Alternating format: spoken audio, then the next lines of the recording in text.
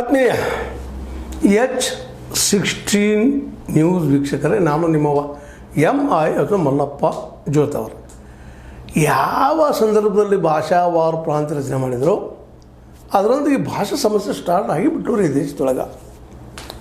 ಅದರಲ್ಲೂ ಭಾಷಾವಾರು ರಾಜ್ಯ ರಚನೆ ಆದಾಗ ಆಂಧ್ರದ ರಚನೆ ಮೊದಲಾಗ್ತದೆ, ನಂತರದ ಕರ್ನಾಟಕ, ಮಹಾರಾಷ್ಟ್ರ ಹೀಗೆ ಬರ್ತಾ ಇದ್ದಾವೆ.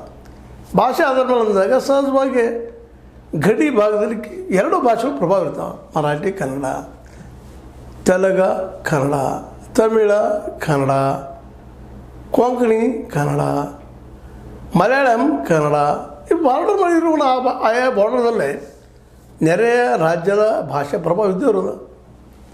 ಎಲ್ಲನೂ ಕಷ್ಟನಿಟ್ಟಾಗೆ ಕೊರದಿಟ್ಟಂಗೆ ನಾವು ಚೇಂಜ್ ಮಾಡಲಿಕ್ಕೆ ಸಾಧ್ಯ ಇಲ್ಲ. ಇದು ಭಾವನಾತ್ಮಕವಾದಂಥ ಬದುಕಿದು. ಭಾಷೆ ಒಂದೇ ದಿನದಲ್ಲಿ ಹುಟ್ಟಿದಂಥದ್ದಲ್ಲ, ನಾವೆಲ್ಲರೂ ತಿಳ್ಕೊಂಡಂಥ ವಿಷಯ. ಆದರೂ ಜಗಾಡ್ತಾ ಇರ್ತೀವಿ ಮೇಲೆ.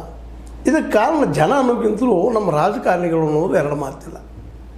ಈಗ ನೋಡ್ರಿ, ಮತ್ತೆ ನಮ್ಮ ಗಡಿ ವಿವಾದ ಹುಟ್ಟಾಗಲಿಕ್ಕೆ ಪ್ರಯತ್ನ ಮಾಡ್ತಾ ಇದ್ದಾರೆ ನಮ್ಮ ನೆರೆಯ ಫಡ್ನವೀಸ್ ಅವರು, ದೇವೇಂದ್ರ ಫಡ್ನವೀಸ್. ಈ ಮೊದಲು 2014 ನಮ್ಮ ಪೃಥ್ವಿರಾಜ್ ಚವಾನ್ ಇವರು ಕಾಂಗ್ರೆಸ್ಸಿಗರು.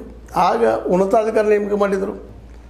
ಮಾಡಿ ಅದರ ಮಂದಿ ನೇಮಿಸಿ, ತಮ್ಮ ಸಚಿವರನ್ನು ಅವರು ನೇಮಿಸಿ ಜಾಲಾತ್ಪಾದ ಮಹಾರಾಷ್ಟ್ರದಲ್ಲಿ ಬರಲೇಬೇಕು ಬೆಳಗಾವಿ ಅಂತ ದುಂಬಿಡಿಸಿದರು.